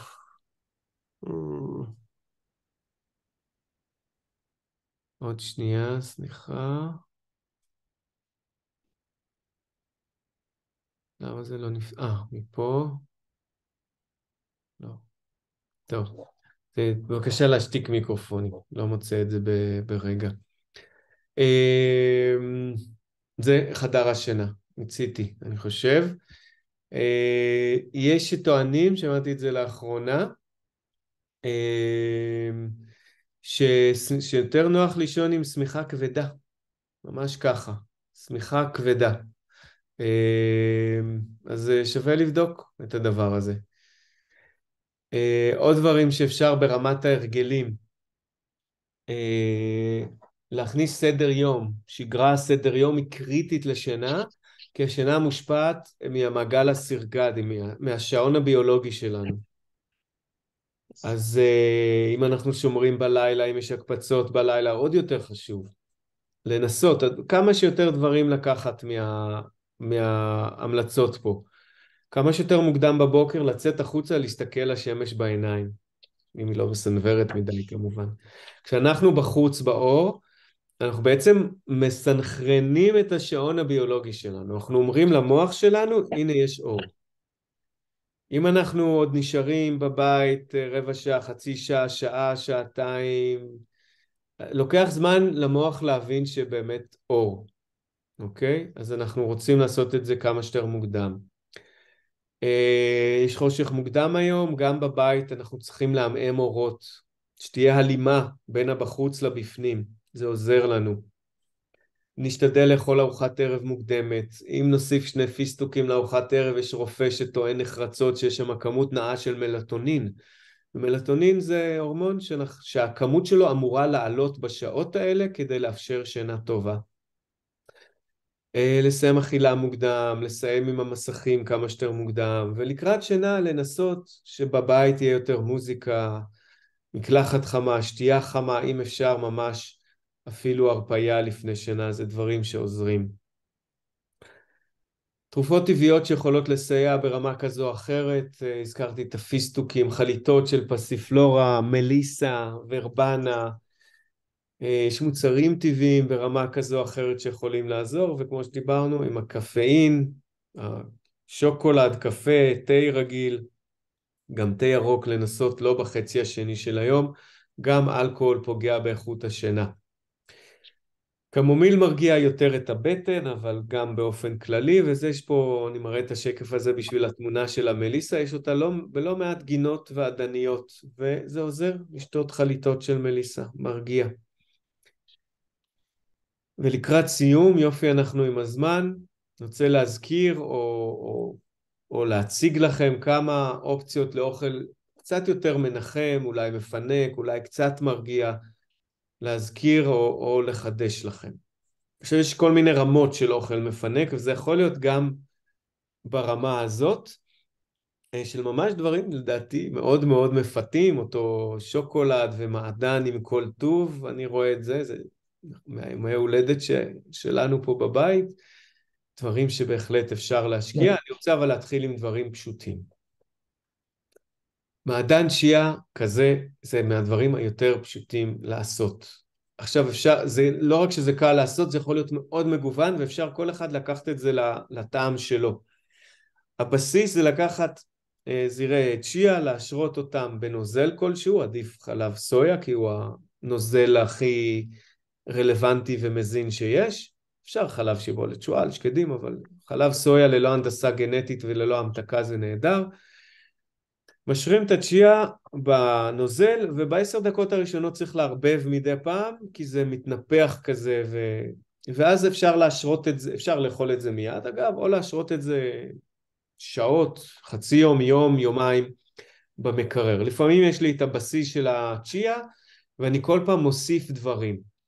אז פה, כמו שהשקיעו פה בכוס הזאת, אז יש שכבה של צ'יה, ואז יש שכבה של, אני לא יודע בדיוק מה זה, חמוציות כנראה או משהו, ואז משהו לבן שאני מקווה שזה קוקוס, זה לא משהו שאני עשיתי, זה תמונה מהאינטרנט, ואז חופן של לוחמניות, ולמעלה אגוזים ובננה, ואני הייתי מוסיף פה קקאו. יש לנו דבר שהוא גם מאוד מגוון, גם משביע אם הוספנו אגוזים ופירות, והוא כיפי והוא קליל, וקל להכין אותו, קל לגוון אותו. הנה, זה מעדן שאני הכנתי, מה שאני אוהב לעשות פה בשכבה הראשונה, השריתי את הצ'יה עם לוחמניות קפואות אפילו, ואחרי שזה שוהה מספיק זמן, זה גם מקבל צבע כזה שהוא כיפי לי מאוד. ופה שמתי רסק תפוחים, קינמון וקצת קישוט. אני מרגיש, עבורי זה מעדן, לא יודע איך כל אחד חושב או חושבת לגבי זה. זה כיף, זה מתקתק, זה החומרי גלם הם בריאים. כמובן, אנשים עם סוכרת צריכים יותר להיות בתשומת לב, לעשות שילובים יותר נכונים, אבל אין ספק שזה יותר טוב מרוב הפינוקים הנפוצים כרגע. עוד דבר מאוד פשוט ומוכר, אולי רק צריך להזכיר, זה תפוח עץ בתנור. רק צריך לחתוך אותו נכון, עדיף יותר דק, שילוב של קינמון הוא קלאסי. מי שמוסיף שם פירות יער ירוויח יותר. אז זה יכול ללכת לכיוון הקרנצ'י, כמו שקצת בתמונה הזאת, וזה יכול להיות חצי תפוח, משהו עם כאילו בשר כזה. באופציה של חצי תפוח אני כמובן ממליץ להוציא את הבפנוכו, ובחור שנוצר בחצי תפוח שהוצאנו את הגרעינים, לא רק לשים שם קינמון, לשים שם גם פירות יער. מי שרוצה ממש להשתולל, שישים שם קובייה של שוקולד 90% מוצקי קקאו. ברגע שזה מתחמם בתנור, זה נימוך ונספג לתוך הבשר של תפוח העץ בתנור, וזה יכול להיות גם מפנק, וזה פשוט. המעדן הכי פשוט בעולם, זה שילוב של שני חומרי גלם שצריכים להיות במזווה שלכם. אחד זה רסק תפוחים, 100% תפוחים טחונים, יש גם אגסים ויש כל מיני רסקים, אבל תפוח זה הקלאסי, הכי טוב בצנצנת, זכוכית, סגור טוב. והחומר גלם הנוסף זה חמת שקדים, שזה 100% שקדים טחונים, מה שנקרא שקדיה, גם זה במזווה, במגירה, בארון. וכל מה שצריך לעשות זה לשים קצת מזה, לערבב, לטעום ולהגיד שיחקת אותה אופיר. זה כל מה שצריך לעשות, כי זה טעים וזה כאן ועכשיו. עכשיו זה הבסיס, זה כיפי. אפשר להוסיף לזה שבבי קקאו, קוקוס, פירות יער, שקדים, אגוזים, אפשר עוד להוסיף לזה. אפשר להוסיף לזה גרנולה, זה לוקח את זה לכיוון אחר. אבל זה הבסיס, והוא פשוט, והוא כאן ועכשיו, והוא מתקתק. מה? לסגור לנו פינה. אני הוצאתי את זה החוצה, שאני לשמור את זה. רגע, אני משתיק את כולם שוב. השתקנו את כולם, עכשיו השתקנו את כולם. כן, הלאה. עוד ברמה של הפינוק, אני לא יודע מה עובר בכם כשאתם מסתכלים על הצלחת הזאת, אני רואה פינוק. כשאני שם מולי פטל, בארץ זה יותר הקפואים, פטל, לוחמניות, תותים, אני וואו, זכיתי, אני חי בעולם של שפע, אוקיי? ואנחנו יכולים לתת את זה לעצמנו. אז יש לנו עונות קצרות של לוחמניות, של פירות יער, של דובדבנים, של פטל, של אסנות, ובשאר השנה אז לחפש את זה ברמה של הקפוא, וקפוא יכול להיות נחמד ואפשר להפשיר קפוא, אפשר לעשות עם זה כל מיני דברים. עוד דבר פשוט זה, אני לא יכול בלי עוגיות שיבולת שועל הפשוטות בעולם, 2 חומרי גלם הכרחיים וכל השאר זה מותרות. ממה שאתם רואים כאן עכשיו אפשר לעשות עוגיות בריאות טעימות, שאפילו החברים, חברות של הבנות שלי אוהבים, שזה מבחן מאוד חשוב. אז כל מה שצריך לעשות זה לעשות קווץ' מהבננות והשיבולת שועל, לעשות צורה של עוגיות ולשים את זה בתנור, 180 מעלות 20 דקות. זהו, זה כל מה שצריך. זה המינימום. ופה יש תמונה של מישהי מטופלת שלי שעשתה את זה, הוסיפה נדמה לי שבבי קקאו ואולי קצת אגוזים ודאגה שזה ייראה יפה, וזהו. אפשר להוסיף פירות יער, אפשר להוסיף קינמון, אפשר להוסיף אבקת קקאו, אפשר לגוון, אבל זה הבסיס, והוא פשוט. וברגע שהם מחכים לנו בתנור או במקרר, אז יש לנו יותר אפשרות לבחור נכון. אני רוצה להעיר פה, להציג פה רשימה ארוכה של שקדים ואגוזים מאוד מאוד בריאים, שהשומן הבריא מאוד רלוונטי לנו, כי זה מוריד את האינדקס הגליקמי של הדבר המתוק. כמו שהראיתי את הרסק תפוחים ושקדיה, שזה שקדים, אז הרסק תפוחים מעלה את הסוכר בדם, אבל ככל שנוסיף יותר שקדים ואגוזים, שומן בריא, אז הסוכר הרבה פחות יקפוץ, וגם נשאר יותר שבעים. אז יש פה כמה ממרחים כאלה ממש קנויים, לא רק השקדיה, שקד הזה שרואים פה בצד שמאל, יש פה חברה שעושה כמה מוצרים נחמדים בנושא הזה. מה השקעות? הרבה פעמים אמרנו אנחנו צמאים, אנחנו חושבים שאנחנו רעבים ואנחנו צמאים, ועוד דבר שפוגע בנו הרבה פעמים, זה שאנחנו אוכלים אוכל קר מדי. אם אציין את החיסרון העיקרי של מעדן הצ'יה, שהראיתי קודם שהוא קר, הוא יותר מתאים לקיץ. אבל אפשר גם להשתמש בו בחורף מדי פעם. בחורף אנחנו רוצים אוכל מחמם, ואפשר להתחיל את האוכל המחמם במשקה מחמם, ואפשר עם משקה בריאות מטורף, כמו ששניים מוצגים כאן. הראשון זה פשוט להרתיח 10 דקות מקלות קינמון איכותיים במים, כמו שרואים בצד ימין, עד שממש שימו לב לצבע. הצבע של המים ממש ממש משתנה, ואז אפשר לשתות את זה. אתם תתפלאו כמה הקינמון הופך להיות מתוק מאוד ואפילו קצת חריף, או אפילו חריף מדי. אז אם הרתחתם מקלות קינמון במים, כמו שצריך 10 דקות, שתיתם, זה חזק לכם מדי, תמהלו במים, תשימו קצת חלב אורז שיבולת שועל, או יהיה לכם פתאום איזה צ'אי כזה. רוצים להשתולל, תוסיפו תבלינים של צ'אי. תזכרו, קינמון זה מתנה מאלוהים, או מהטבע, עם האלוהים. זה גם מתוק, זה גם מפחית תשוקה למתוק עבור רוב האנשים, לא כולם. וזה גם תורם לאיזון סוכר בדם. אני לא מכיר שום משהו שאפשר להכניס לפה, והוא טבעי והוא בריא, ועושה את שלושת הדברים הנפלאים האלה. גם מתוק, גם מפחית תשוקה, וגם מאזן סוכר בדם. ואפשר לקחת את הבסיס ולהפוך את זה לגולדן מילק, אוקיי? משקה קורקום, אלה המרכיבים להכנת המשקה קורקום, זה ג'ינג'ר קצת, קורקום טרי, טרי, לא אבקה, שמגרדים עם פומפייה, מקלות קינמון, מרתיחים את זה במים, מוסיפים בסוף, רק ממש בסוף, זה חשוב, חלב איכותי, ויוצא גולדן מילק, משקה משובח. כל המתכונים של כל הדברים שהראיתי, ואני אראה לכם אצלי באתר. קל להכין את הדברים האלה. לפעמים, וזה קלאסי מאוד לארוחת ערב של חורף, אנחנו באי נחת, עבר יום גרוע, בשורות רעות, חלילה.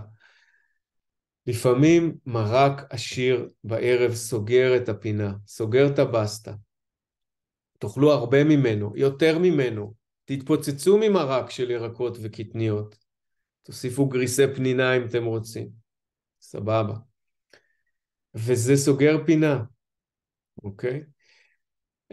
קודם מישהי שאלה בצ'אט כמה אפשר מהמתוקים והעוגיות, זאת שאלה טובה, התשובה היא מאוד אישית, אז, והיא גם יחסית. אישי כי זה תלוי כל אחד במצב הבריאותי שלו, ויחסי, שזה אומר יחסי למה? עוגיות בריאות או חטיף, תאכלי 200 עוגיות בריאות ולא חטיפים. עוגיות בריאות או מרק מינסטרונה, מרק מינסטרונה. אם אפשר להסתפק בעוגיה 2, עדיף עוגיה 2. טוב, ומפה אנחנו עולים לרמת השוקולד לקראת סיום. שוקולד גדל על העצים, ככה הוא נראה כשהוא פתוח, ופולי הקקאו עם הצבע המהמם שיש להם. חומרי הגלם של פולי הקקאו שאפשר וכדאי לקנות אותם, הם 4 ממש הפולים כאן שאפשר ממש לאכול אותם, לנשנש אותם לאוהבי הקקאו. יש שבבי קקאו שנקראים ניבס, יש אבקת קקאו נע ויש חמאת קקאו. אוקיי? אלה חומרי הגלם. ומחומרי הגלם הנפלאים האלה ברגע שהם איתנו בבית אפשר להכין את הדבר המופלא הזה. שוקו חם, קקאו מפנק לגמרי. תסתכלו טוב בתמונה, אני חושב שאפשר לראות כמה זה טעים ומפנק. אני עושה את זה, זה התפקיד שלי בבית, בימי הולדת, ביום חורף גשום, פינוק אמיתי, כל המתכונים באתר. אפשר להכין גם את הבראוניז הזה, זה קצת דורש רמת אפייה אולי יותר גבוהה, אפשר להכין את הבראוניז הזה עם מרכיבים של קקאו נע ועם שועית שאפשר לקנות בסופר או בשוק. אז החומר בסיס פה המפתיע הוא שועית.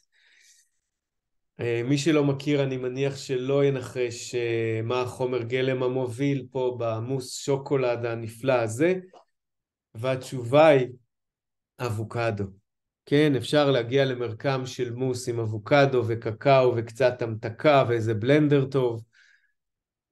זה כיפי, זה מפנקי, אפשר לעשות את זה. אפשר להכין פרלינים או שוקולד מחומרי הגלם שדיברנו עליהם, הם יכולים לראות כך, הם יכולים להיראות כך, בתוספת ככה אגוזי לוז, וברגע שמכינים יש לנו הרבה במקפיא או במקרר, אז תמיד יש איזשהו בחירה ראשונה שאפשר ללכת אם אנחנו רוצים קצת סרוטונין כאן ועכשיו, ואפשר לעלות לרמה של שפים או אנשים שממש טובים במטבח, כמו שף בוקשסטר, שעושה דברים כאלה וכאלה, כל המתכונים באתר. עוגת גבינה על בסיס קשיו, שהיא מהממת, ויכולה להיראות גם כך. וכאן יערה גיל גלזר המופלאה שמשתפת איתנו הרבה מתכונים דרך האתר. זה יכול להיראות טוב, זה יכול להיות טעים, זה יכול להיות מפנק, זה יכול להיות פרחוני. זאת אומרת, אפשר גם לקחת את האנרגיה שלנו לכיוון של יצירתיות באוכל. גם זה אנחנו יכולים לעשות. כעת, זה המתכון שאין לי באתר כי הוא לא שלי או לא נתנו לי את האישור, אבל זה יותר מתאים לקיץ. עד כאן עיקרי דברנו. אם יש שאלות, אז אפשר לשאול כעת בצ'אט, או לפתוח מיקרופון ולשאול. רק עוד לפני השאלות רגע, אני אגיד באמת שמי שרוצה, גם בתקופה הזאת, גם בזום, ייעוץ אישי ודברים כאלה, בהחלט בשמחה. מי שאוהב את הפורמט המקוון הזה, כמו ההרצאה הזאת, אז יש לי קורס מקוון לבריאות מצוינת, 10 מפגשים די דומים למפגש הזה, אבל עם המון המון פרקטיקה, על ארוחות שונות ביום, המון עצות שימושיות, ידע בסיסי במחלות הכי חשובות שיש לנו בעולם, כמו בריאות המוח, השמנה, סוכרת, תסמונת מטאבולית, עצמות בריאות, חיזוק מערכת החיסון, הכל בקורס המקוון, שברגע שרוכשים אותו הוא לחצי שנה שלמה לשימוש כל זמן ובכל מכשיר. אני ב7 לאוקטובר הנורא הייתי אמור להתחיל ריטריט שני לבריאות המוח, אני קורא לזה מדברי למוח, כמובן ביטלנו, אבל אם תרצה השמש, אם תרצה השם, אם נהיה אחרי המלחמה, אז במרץ יהיה עוד פעם ריטריט לבריאות המוח, ומאחר שכמה ביטלו אז יכול להיות שכאילו התפנו מקומות. אם אתם רוצים להמשיך לקבל ממני ידע, מידע, יש את הניוזלטר. בתקופת המלחמה, זה מהדברים שלא הייתי מסוגל לעשות בזמן שהקמתי את כיתת הכוננות שעליה אני מפקד ביישוב, אבל לפני שבוע יצא ניוזלטר, ושבוע הבא אני מקווה להוציא עוד ניוזלטר, ואפשר להיות איתי בקשר, בעיקר במייל אם זה עניינים רפואיים. יש פה גם את הטלפון שלי. אז אם יש שאלות או משהו, אפשר לשאול בטקסט, ואם לא, נגיד שבת שלום ונתפלל לסוף שבוע רגוע ובשורות טובות. אופיר, נשאלה פה שאלה על הקפה נטול קפאין, ונראה לי לא נענתה או לא נהנתה. ניסיתי לענות. קפה נטול קפאין לא יפגע בשינה כמו קפה רגיל, זאת אומרת הוא יותר טוב בהקשר הזה, זה רחוק מלהיות מזון בריאות. זאת תשופתי. עוד שאלות או תהיות? מאחר ואמרת ששוקולד מעלה את הסרטונין, אפשר לאכול קצת שוקולד לגמרי לא ממותק לפני שהולכים לישון? שאלה טובה. התשובה היא כן ולא. כאילו היתרון זה בכיוון של הסרוטונין, החיסרון שיש שם תיאוברומין, זה חומר דמוי קפאין, זאת אומרת הוא חומר קצת ממריץ, אז אולי זה פחות אידיאלי, אבל יש פה גם ניסוי וטעייה. אם זה מה שיעזור לך להירדם יותר טוב ועדיין תשני טוב בתקופה הזאת, אז לכי על זה. הייתי הולך יותר על השוקו חם בערב, שגם יש בו את החומרים האלה, אבל הוא חמים, הוא מהביל, יש משהו נפלא בקקאו חמים כזה. אז הוא גם שוקולדי והוא גם מנחם אפילו בעיניי. אותי הוא מנחם, אומר זאת כך. ואני מבינה שכשאתה אומר ירקות בכל ארוחה, זה לא חייבים להיות ירקות טריים, הם יכולים להיות גם ירקות מבושלים. לגמרי. וכדאי לגוון. בחורף עדיף יותר ירקות חמים, אבל הם יכולים להיות גם טריים. אוקיי. תודה רבה, היה נהדר. לבריאות. תודה רבה, החזרת אותי למקום אולי קצת יותר טוב. רשמת לך כמה דברים, אלישבע? רשמתי לי כמה דברים, חשבתי שאתה שולח את המצגת, הבעיה שלי שאני מסתכלת בטלפון, ואז זה כופה לי מפעם לפעם, אבל... בכוונתי לשלוח לכל מי ששלח לי מייל את המצגת ב-PDF, ואני גם אעלה את ההרצאה. אני מתכוון להעלות את ההרצאה לאתר. בסדר? הכי חשוב, אלישבע וכל אחד ואחת, שיהיה לכם דף עם כמה מתנות לרמה היומית או השבועית, ותעשו, לעשות. מישהי פה, מישהו שאל על מרק נמס בכוס. אני נפרדת. תודה רבה. ביי, להתראות לנפרדים. מה זה מרק נמס בכוס שהוא לא מיידי? אתה שומע אותי? שומע. קודם כל תודה, היה ממש מהלב ונהדר, פשוט תענוג. יש המרק שאני משתמש בו, רגע אני לא רואה אותך פתאום. אני פה. המרק שאני משתמש בו זה מרק כזה שלוקח 3 דקות, כאילו יש את המרק שהוא ממש ממש אבקה, וזה מיד, ויש את המרק שהוא טיפה יותר עשיר יוצא אחרי זה. זה כאילו מרקים כאלה של כנור. אני לא יודע בדיוק לאיזה מרק אתה מתכוון, אבל אני אומר, כנאמר, עוד בפולניה הייתי סקפטי. קשה לי להאמין שמרק נמס בכוס, גם ב3 דקות שהוא באמת עם חומרים טבעיים ובריאים. אתה יודע, שוב, יש פה, זה יחסי. אם זה או לאכול קורסון, אז עדיף לאכול את המרק כנראה. וזה או שוקולד. אז אם זה שוקולד 90% קקאו, אז עדיף שוקולד אגב. לא, גם 80% קקאו עדיף מנמס בכוס. זה כאילו 70 זה בסדר? מול 70? הכל יחסי. נמס בכוס או 70% קקאו, 2 קוביות, 2 קוביות 70% קקאו להבנתי. תודה רבה. בבקשה. טוב, אנחנו אופיר, פה. תודה רבה ולהתראות בריטריט. וואו, איזה כיף. איזה כיף שנתראה בריטריט. אמן. תודה רבה.